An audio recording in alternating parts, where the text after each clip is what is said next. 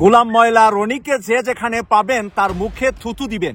এখন দেশবাসী প্রস্তুত হচ্ছে মুখে থুতু নিয়ে গোলাম ময়লা রনির মুখে ছাড়ার জন্য। দিল্লি থেকে হাসিনাকে ফেরত আনার জন্য 10 জন মানুষ যদি বাংলাদেশে চেষ্টা করে থাকে, এর মাঝে একটি শয়তান হলো গোলাম ময়লা রনি। গ্রেপ্তার দেখিয়ে আজ আদালতে আনা হবে সাবেক সংসদ সদস্য ও রাজনীতিবিদ গোলাম মাওলা রনি। স্থানীয় লোকজন তাকে আটক করে এবং তাকে সেখানে কিছুক্ষণ সময় তাকে লাঞ্ছিত করা হয় এমন ভিডিও সামাজিক যোগাযোগ মাধ্যমে যখন ছড়িয়ে পড়ে, তারপর থেকে আসলে বিতর্কিত সংসদ সদস্য গোলাম মাওলা রনিকে গ্রেপ্তার করেছে গোয়েন্দা পুলিশ। তাকে গ্রেপ্তারের নির্দেশ দেওয়া হয় ঢাকা মহানগর হাকিম আদালত থেকে। কাকু কামড়া করছে কি মাত্র 5 মিনিটে এক ডোজে একটা বড় আকারের কাজ হবে এমন এক জায়গায় ঘটনা ঘটাই দিছে।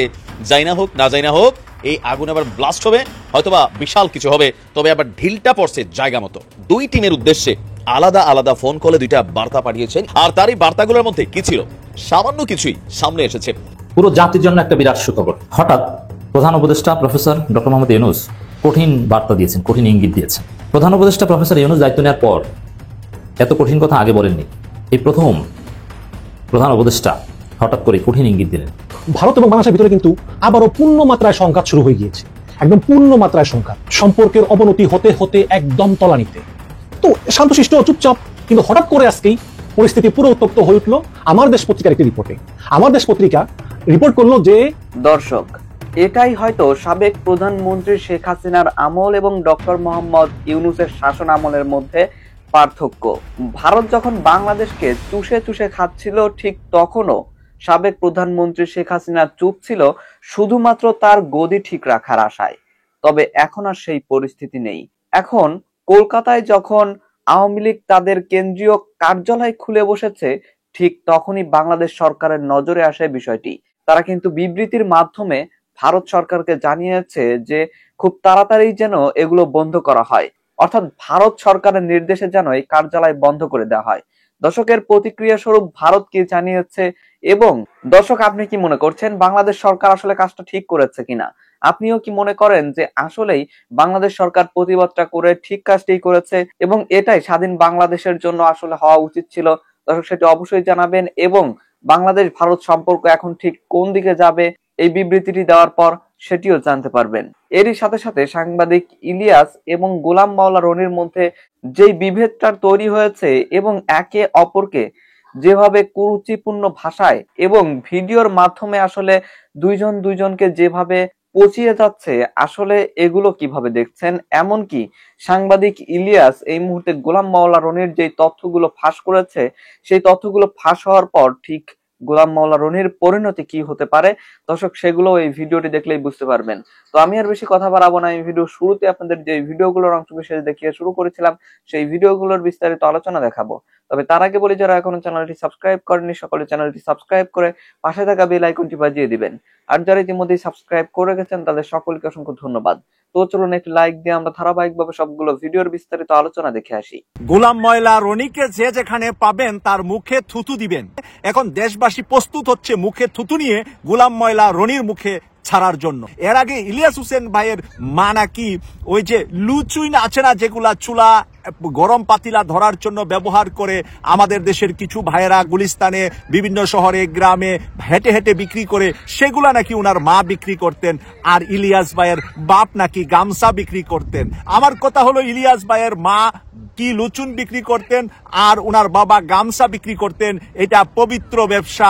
এতে আমি সেলুট ও ক্রিম জানাই যদি এটা সত্য হতো, কিন্তু এটা সত্য নয়। পুরাটাই একটা মিথ্যা বানোয়াট গল্প বানিয়েছে এই জানুয়ার ইলিয়াস হোসেন ভাইয়ের মাকে নিয়ে এই গোলাম ময়লা রনি। এই গোলাম ময়লা রনিকে এবার শাস্তি করাটা দেশবাসীর জন্য দায়িত্ব, কারণ সে দেশের ভিতরে যখনই ডক্টর মোহাম্মদ ইউনূস এসেছে, তারপরে আরেকটা গেঞ্জাম আরেকটা ঝামেলা বাজানোর জন্য সে একের পর এক ফন্দি ফিকির করে যাচ্ছে।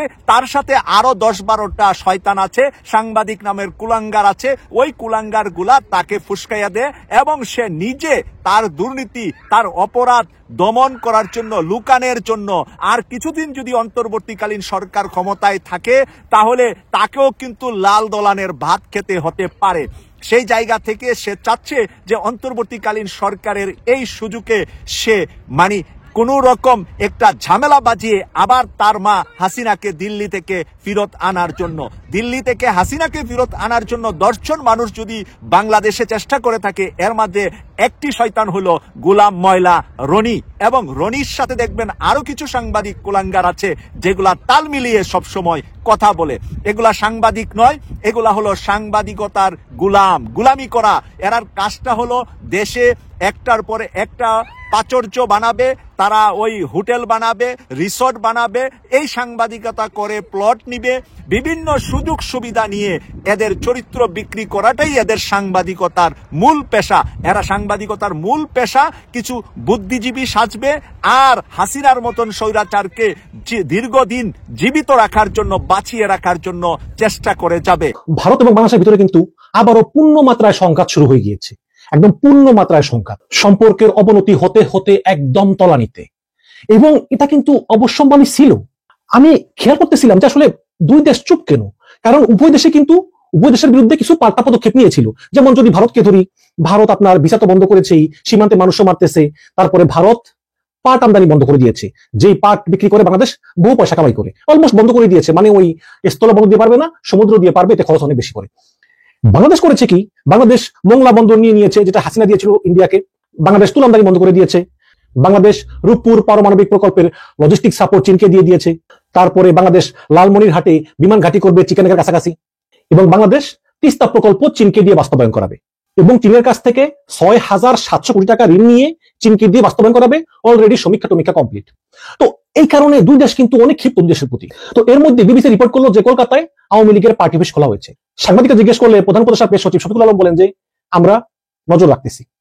তো শান্তশিষ্ট চুপচাপ, কিন্তু হঠাৎ করে আজকেই পরিস্থিতি পুরো উত্তপ্ত হয়ে উঠলো আমার দেশ পত্রিকার একটি রিপোর্টে। আমার দেশ পত্রিকা রিপোর্ট করলো যে ভারতের রাজধানী দিল্লিতে শেখ হাসিনার জন্য রাজনৈতিক কার্যালয় খুলেছে ভারত। এবং এটা কিন্তু একটা খুবই গুরুত্বপূর্ণ নিউজ।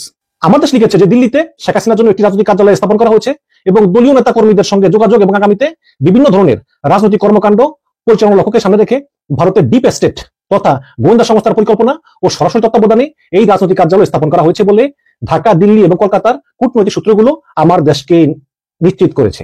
তো এখন এই আমার দেশের এই সংবাদ পড়ার পরেই মনে হয় বাংলাদেশের অন্তর্বর্তীকালীন সরকারের মাথা গরম হয়ে গেছে।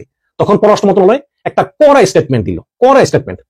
আমরা দীর্ঘদিন ধরে দেখেছিলাম যে অন্তর্বর্তীকালীন সরকার ইদানিং কিন্তু ভারতের ব্যাপারে কিছু বলতেছে না, চুপচাপ একদম নিরিবিলি, এবং একটা সম্পর্ক উন্নয়নের চেষ্টা কিন্তু ছিল। তো মনে করছিলাম যে সম্পর্ক উন্নয়নের দিকে, কিন্তু আজকে একেবারে সম্পর্ক পুরো তলানিতে। আমি একটু পড়ে শোনাই যে পররাষ্ট্র মন্ত্রণালয় আসলে কি প্রতিবাদ লিপিটা দিয়েছে। ও আরেকটা খবর বলি, আমি মনে করেছিলাম ভারত বাংলাদেশের সম্পর্ক মনে হয় আরো উন্নতি হয়েছে। যেমন আজকে দেখলাম হিলি স্থলবন্দর দিয়ে রেকর্ড পরিমাণ চাল ও পেঁয়াজ আমদানি, মানে ভারত থেকে চাল এবং পেঁয়াজ আমদানি করেছে প্রায় 94টা ট্রাকে করে 4,500 মেট্রিক টন চাল এবং 40টা ট্রাকে 1,190 মেট্রিক টন পেঁয়াজ আমদানি করেছে। তাহলে ভারত থেকে কিনতেছে, ভারত খুশি। কিন্তু আমি বুঝি নাই যে তার কিছুক্ষণ পরে এই সংবাদ শুনতে হবে। চ্যানেল 24 লিখেছে যে ভারতের মাটিতে নিষিদ্ধ আওয়ামী লীগের রাজনৈতিক কার্যক্রমের বিষয়ে কড়া অবস্থান নিয়েছে বাংলাদেশ সরকার।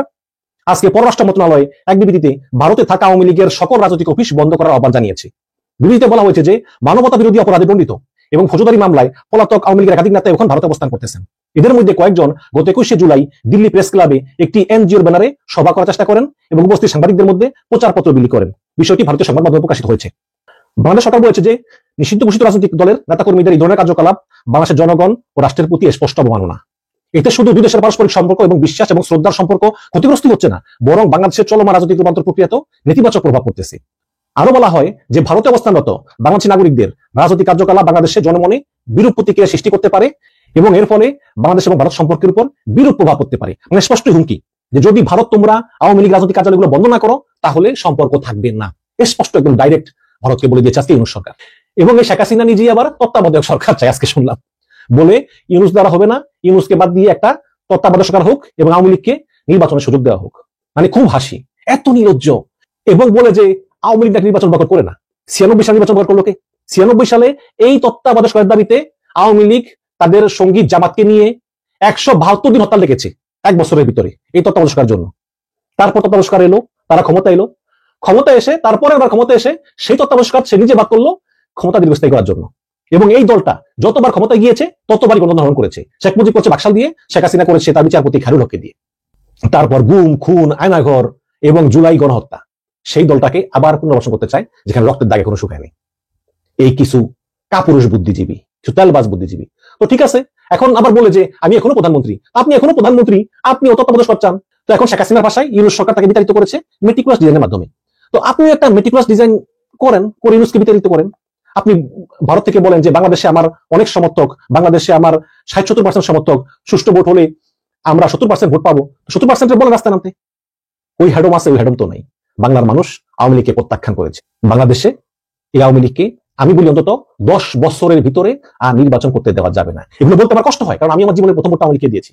এগুলো বলতে আমার কষ্ট হয়, কিন্তু এটাই বাস্তব। যেই দলের মধ্যে বিন্দুমাত্র অনুশোচনা নাই, যেই দল বলে যে আমরা হত্যা করি নাই, যেই দল আবার ক্ষমতা এলে তারা আবারও যে প্রতিশোধমূলক ব্যবস্থা গ্রহণ করবে না, তত্ত্বাবধায়ক বাদ দিবে না, একদম শাসন কায়েম করবে না, এর গ্যারান্টি কি? সেই দলটাকে আগামী 10 বছরের ভিতরে নির্বাচনে অংশগ্রহণ করতে দেওয়া যাবে না। 10 বছর পর দুটো নির্বাচন, এটা আমার কথা। বাংলাদেশ প্রশ্নে আমরা ভারতের কাছ থেকে কোনো উপদেশ নির্দেশ নেব না। ভারতের সঙ্গে আমাদের সম্পর্ক থাকবে দুটো ব্যাপারে। একটা হচ্ছে বাণিজ্যিক, যেমন যে পেঁয়াজ আমদানি করছে, চাল আমদানি করছে করুক। আর দ্বিতীয় হচ্ছে নিরাপত্তা। নিরাপত্তা কেন? যে ভারতকে আমরাই গ্যারান্টি দেব যে বাংলাদেশের মাটিতে ভারত বিরোধী কোনো কর্মকাণ্ড হবে না।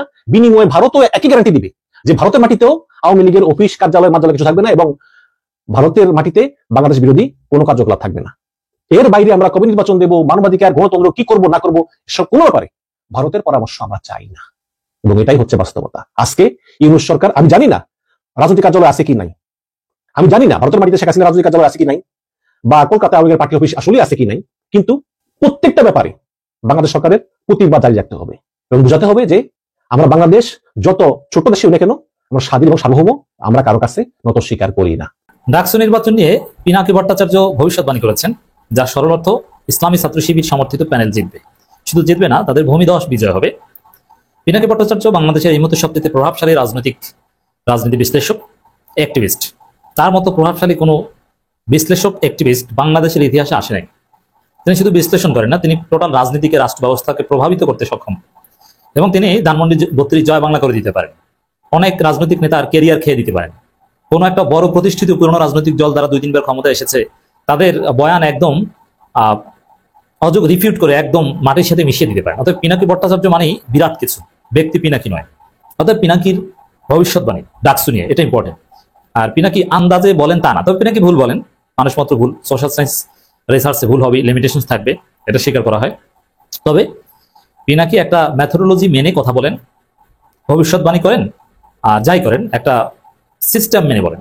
তা পিনাকি যে ভবিষ্যৎবাণী করেছে যে ডাকসুতে শিবির জিতবে বিপুল ভোটে, এটা একটা মেথোডোলজির উপর ভিত্তি করে একটা রিসার্চ কন্ডাক্ট করে ফাইন্ডিংস হিসেবে বলেছেন। আন্দাজে মন চেয়েছে বলে দিয়েছেন, বিষয় এরকম নয়। নানানভাবে তিনি এটা ধারণা নেওয়ার বা একটা ফাইন্ডিংসে কনক্লুশনে পৌঁছানোর চেষ্টা করেছেন। পিনাকির এই ভবিষ্যৎবাণীর সাথে আমরা শতভাগ একমত, কোনো সন্দেহ নেই। অ্যাট দি সেম টাইম শিবিরের প্রতিদ্বন্দ্বী হওয়ার যোগ্যতা রাখে ঢাকা বিশ্ববিদ্যালয়ের শুধু ছাত্রদল। হ্যাঁ, স্বতন্ত্র কিছু আছে, কিন্তু বেসিক্যালি ছাত্রদল পলিটিক্যালদের মধ্যে। আব্দুল কাদের এরা 3-4 গ্রুপে ভাগ হয়ে, আব্দুল কাদের একদম থার্ড ক্লাস নিচু ইতর প্রকৃতির একটা ছেলে, ওর কোনো ভোট নেই, একদম শেষরা। শিবিরের সাবেক সাথী, কিন্তু তারপরও চূড়ান্ত পর্যায়ে শেষরা।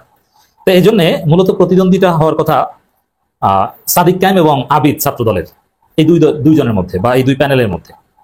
এই জায়গায় ছাত্রদল প্যানেল ঘোষণা করে ক্ষান্ত হতে পারেনি, এর মধ্যে তাদের প্যানেল জয় বাংলা। আবিদ নিজেই জয় বাংলা, আবিদকে চারদিকে বলছে শিবির। আবার আবিদের এতদিন একটা ইমেজ ছিল যে ভালো বক্তা, কিন্তু দেখা গেল মুখস্থ কথা বলেন, একই কথা সব জায়গায় মেরে দেন, মান সম্মান কিছু থাকলো না, মিডিয়া এটা ভাইরাল করে দেওয়া হয়েছে। মানে আবিদ আসলে, আমি আগেই বুঝেছি এর ছেলে ভালো বক্তব্য দিতে পারে না, মুখস্থ 2-4টা লাইন বলতে পারে, ছাত্রলীগের বা আওয়ামী লীগ নিয়ন্ত্রিত পেজ থেকে রেফারেন্স সংগ্রহ করে বক্তব্য দেয়, যেটা আত্মঘাতী। যেই পেজে জিয়াউর রহমানকে খুনি বলা হয়েছে, এতটা নিচু লেভেলে। যদিও ভালো কোনো ডিপার্টমেন্টে পড়েছে তা না, ইসলামী জ্ঞান আছে, যে ডিপার্টমেন্টে পড়বে ওই ডিপার্টমেন্টে তার জ্ঞান ভালো হবে, এটা স্বাভাবিক। মাদ্রাসায় পড়েছে, ইসলামিক স্টাডিজে পড়েছে, ওগুলো ভালো বুঝবে। রিসার্চ মেথোডোলজি বা এগুলো সম্পর্কে ভালো ধারণা নেই মনে হয়। যাই হোক, আবিদ ভালো বক্তা, এটাও ধরা বললো প্যানেল ঘোষণার কয়েক মিনিটের মধ্যে, যে এক বক্তব্য মুখস্থ সব জায়গায় চালিয়ে দেন, এই গেল এক। আবার ছাত্র দলের প্যানেলে ধীরে ধীরে সব ছাত্রলীগ বের হচ্ছে। ঢাকা বিশ্ববিদ্যালয় এখন মধ্যে 11 জন ছাত্র লীগ বের হয়েছে। আপনি চিন্তা করেন, যেই ছাত্রদল প্রতিপক্ষকে গুপ্ত গুপ্ত বলে জিকির করে, সেই ছাত্রদলের ভিপি ক্যান্ডিডেটকেই জনগণ বলছে শিবির, এবং তার আচার আচরণ, প্রার্থীতা ঘোষণা করার পর কান্না করা, বিনয়ী ভাবে, এগুলো সব শিবির প্র্যাকটিস মিলে যাচ্ছে। জনমনে ঢাকা বিশ্ববিদ্যালয়ের ছাত্রদের মধ্যে প্রবল ধারণা জন্ম নিয়েছে তিনি শিবির। কিন্তু শিবির ধারণা জন্ম নিলে এটা অনেক ক্ষেত্রে উপকারী। যেমন ভিপি নূরকে ভিপি বানিয়েছে বেসিক্যালি শিবির। শিবিরের ছেলেরা সবাই ভোট দিয়েছিল, পছন্দ করেছিল। এখন তো শিবির আছে সরাসরি, সেখানে শিবিরের লোকজন বা জামাত শিবিরের প্রতি সিম্পেথেটিক লোকজন তারা কেউ আবিদকে ভোট দিবে না। আবিদের জন্য ডিজাস্টার আছে। ছাত্রদলের প্যানেলে সময় যত গড়াচ্ছে ছাত্রলীগ বের হচ্ছে, যে ছাত্রলীগের লঙ্গির তলে ছিল এখন ছাত্রদল সেজে সে ছাত্রদলের ঢাকা বিশ্ববিদ্যালয়ের ছাত্র সংসদ নির্বাচনের প্রতিদ্বন্দ্বী হয়ে উঠছে। এটা হচ্ছে ছাত্রদলের জয় বাংলা হওয়ার আলামত। প্যানেল ঘোষণার কয়েক মিনিটের মধ্যে এটা শুরু হয়েছে। ছাত্রদলের সভাপতি নাকি বলছেন ঢাকা বিশ্ববিদ্যালয়ে যে বাবারা তোমরা সবাই প্রোফাইল লক করো, নইলে সেই পুরনো পোস্ট অনেকে বের করে ফেলছে, তুমি ছাত্রলীগ কর্তা, ছাত্রলীগ নেতার সাথে তোমার ছবি আপলোড দেওয়া এবং ছাত্রলীগের প্যাডে তোমার নাম কমিটিতে, এগুলো সব তোমার পেজ থেকে নিয়ে নিচ্ছে, তাড়াতাড়ি ব্লক করো এবং নিজস্ব লোকজন ছাড়া কাউকে ফ্রেন্ড লিস্টে অ্যাড করবে না। এজন্য আপনি দেখবেন যে ছাত্রদলের ঢাকা বিশ্ববিদ্যালয়ের পোস্টের লিডাররা, হল কমিটি সব বিশ্ববিদ্যালয় কমিটি, যাদের বেশিরভাগের এই প্রোফাইল ছিল ওপেন, এখন প্রোফাইল লক, কারণ সেই পুরোনো জিনিস বের হয়ে যাচ্ছে। একটা ভালো কাজ করছে সরকার, সেটা হচ্ছে সাবেক বিদ্যুৎ প্রতিমন্ত্রী নসরুল হামিদ বিপুর অবৈধ বাংলা গুড়াই দিছে। যদি বৈধ হইতো তাহলে বলতাম যে এটা একটা রেস্ট হাউস বানাইতে বা সরকারি অনেক অফিস লাগে, সেখানে বিদ্যুৎ অফিস হোক, পাওয়ার অফিস হোক বা ওয়াসার যে কোনো অফিস হোক, সেটা মানে অর্থাৎ সরকারি অফিস হিসাবে কাজে লাগাইতো। কিন্তু এই টোটাল বাগান বাড়ি এদের একটা হলো, সবাই আস্তে আস্তে জমিদার হয়ে যাচ্ছিল। মোটামুটি আর 5-10 বছর থাকলে অনেক জমিদারের উদ্ভব হতো। দেখবেন বেনজিরের বাংলো বাড়ি, তারপরে শেখ পরিবারের তো মোটামুটি সবারই বাংলো বাড়ি, গাজীপুর টাজীপুর সাভার, মানে পুরো দেশটা আর একটা বিরাট অংশ হয়ে যেত বাংলো বাড়ি। কারণ এদের পয়সা হচ্ছে কোথায় এত পয়সা আয় করবে, ব্যয় করবে, বিদেশে পাচার করবে। তো দেশে কি থাকতে হবে না? দেশে তো থাকতে হবে। তো দেশে কোথায় থাকবে? দেশে থাকবে এরকম ডালাসের মতন সব প্যালেস বানায় থাকবে আর কি। এরাও মনে করে যে আমরাও সৌদি আরবের চেয়ে কম জমিদার না বা কম বড় বাচ্চা না। তো এরা সবাই ছোট ছোট বাচ্চা বানাইছে। আর এদের বাচ্চা এই সমস্তগুলো পয়দা করছে হচ্ছে শেখ হাসিনার যে অবৈধ শাসন, সেই শাসন টিকায় রাখার জন্য। এই নসরুল হামিদ একটা আওয়ামী লীগের 3য় শ্রেণীর একটা নেতা, মানে এটার ধরেন 15 বছর আগে এরা কর্মীও ছিল না। এই লেভেলের লোকগুলিকে উঠাই নিয়ে এসে মন্ত্রী বানাই দিছে। এবং শেখ হাসিনা আসলে একটা ডিজুস মন্ত্রিসভা। এদের দেখবেন ব্যাকগ্রাউন্ডে অতীতে যে তারা ছাত্রলীগের কোনো ডাকসাইটের নেতা ছিল বা যুবলীগের বা আওয়ামী লীগের খুব ভ্যাটারিয়ান পলিটিশিয়ান, যে অনেক দিন থেকে তারা সেই রাজনীতি করছে, কিছুই না। মানে ধরেন রাজনীতিতে আসলো, এমপি হইলো, মন্ত্রী হয়ে গেল। এগুলি কারণ আছে। কারণ ওই আওয়ামী লীগের পুরনো ত্যাগী এদের সাথে নয়সে করা একটু কঠিন, লজ্জাও লাগে। আর এগুলি তো হলো সব টাকার বিনিময়ে, স্বার্থের বিনিময়ে করা, এদের সঙ্গে অনেক কিছু করা যায়। তো এইভাবে দেখবেন যে ওই যে শেষকালে তো যে বসুন্ধরার মালিক এস আলম, যত ব্যবসায়ীরা ছিল যেগুলি যাদের হাতে ব্যাংকগুলো শেষ, সেগুলো মানে কার্যত শুধু আওয়ামী লীগের তারা মানে কি বলবো সভাপতি প্রেসিডিয়াম মেম্বার হয়নি বা সম্পাদক মন্ডলীতে ঢোকেনি, বাকি আর সব ছিল তারা। বরং আওয়ামী লীগের থেকে এরা গুরুত্বপূর্ণ ছিল, এই ব্যবসায়ী নেতারা। সালমান এফ রহমানের নেতৃত্বে যে মাফিয়া গোষ্ঠী ছিল, এরা ছিল গুরুত্বপূর্ণ। তাদের নিচের স্তরে হচ্ছে এই যে নসরুল হামিদ বিপু। তো কি করছে? জ্বালানি খাতে লুটপাট, কোনো তেল চুক্তি বা জ্বালানি চুক্তি দীর্ঘস্থায়ী না, স্পট মার্কেট থেকে কেনে, কমিশন আসতেছে, কিনতেছে। কারোর সাথে কোনো কাতার বা কুয়েত এসব দেশের সাথে লম্বা কোনো চুক্তি নেই, কারণ চুক্তি হলে তো একবারই খাওয়া গেল। আর স্পট মার্কেটে তো প্রতিনিয়ত প্রতি মাসে মাসে মানে স্পট মার্কেট থেকে কিনবে, আন্তর্জাতিক বাজার থেকে তেল কিনবে আর কমিশন পাবে, এইভাবেই চলছিল। তো ওই টাকা দিয়ে তারা কি করলো? জায়গা তো নেই, এখন বুড়িগঙ্গার নদী তীর দখল করলো, দখল করে অবৈধ স্থাপনা করছে, সেখানে বাংলো বানাইছে। সেটা আজকে বাংলাদেশ অভ্যন্তরীণ নৌ পরিবহন কর্তৃপক্ষের ঘুরাই দিচ্ছে। অভিযানের প্রথম দিনে সাবেক প্রতিমন্ত্রী নসরুল হামিদের অবৈধ নির্মাণ করা একটা বাংলো বাড়ি গুড়িয়ে দেওয়া হয়েছে। অভিযানে প্রায় 1.5 একর জমি উদ্ধার করা হয়েছে। কি পরিমাণ জায়গা দখল করে বসে আছে, 1.5 একর। আজ বুধবার সকালে দক্ষিণ কেরানীগঞ্জের কাউটাইল মৌজায় কোন্ডা ইউনিয়নের কাউটাইল এলাকায় এই অভিযান চালানো হয়। অভিযানে বুড়িগঙ্গা নদীর তীর দখল করে নির্মিত বাগান বাড়ির 3 তলা দোতলা ভবন এবং একটি ডকইয়ার্ডের প্রায় 200 ফুট সীমানা প্রাচীরও ভেঙে ফেলা হয়। বিআইডব্লিউটি এর ঢাকা নদী বন্দরের যুগ্ম পরিচালক মুস্তাফিজুর রহমান বলছেন যে সরকার এরই মধ্যে ঢাকার চারপাশে বুড়িগঙ্গা, শীতলক্ষা, তুরাগ, বালু নদের সীমানা নির্ধারণ করে 80 কিলোমিটার এলাকায় পিলার স্থাপন করছে। 2009 সালে এসব নদী তীরে অবৈধভাবে গড়ে তোলা স্থাপনা উচ্ছেদ কার্যক্রম শুরু হয়। গত বছরের 5 আগস্টের পর নানা প্রতিকূলতার কারণে উচ্ছেদ অভিযান চালানো সম্ভব হয়নি। ঊর্ধ্বতন কর্তৃপক্ষের নির্দেশে আজ উচ্ছেদ অভিযান শুরু করা হয়। বুড়িগঙ্গার স্বাভাবিক প্রবাহ রক্ষায় এই অভিযান পরিচালিত হয়। দখলদার যত প্রভাবশালী হোক না কেন, কাউকে ছাড় দেওয়া হবে না। আগামীকাল বৃহস্পতিবার কাউটাইল এবং দেলেশ্বর এলাকায় নদী তীরে সব অবৈধ স্থাপনা উচ্ছেদ করা হবে। যাই হোক, ভালো এটা। এ করে যদি পিলার করে যদি পার্মানেন্টলি দখল মুক্ত রাখা যায়, সেটা তো হয় না। এখন আবার এরপরে রাজনৈতিক সরকার এসে এই ধারাবাহিকতা যদি বজায় রাখে, তাহলে অন্তত একটা মানে বুড়িগঙ্গা দখল, এটা শেষ শুনতে শুনতে আমরা এই ছোটবেলা থেকে বুড়া হয়ে গেছি। এটা যদি সত্যি দখল মুক্ত রাখা যায়, আলহামদুলিল্লাহ, ভালো কাজ। স্মরণ রাখবে ইউনূস সরকার। দর্শক, আমি আশা করছি আপনারা সকলে অত্যন্ত মনোযোগ সহকারে সবগুলো ভিডিও দেখেছেন। এমনকি দর্শক, যদি এই ভিডিওগুলো সম্পর্কে আপনাদের কোনো মতামত থেকে থাকে তাহলে তো অবশ্যই জানাবেন। দর্শক, নিউজটি শেষ করছি এখানেই, ফিরছি পরবর্তী নিউজে নতুন কোনো টপিকে। আল্লাহ হাফিজ।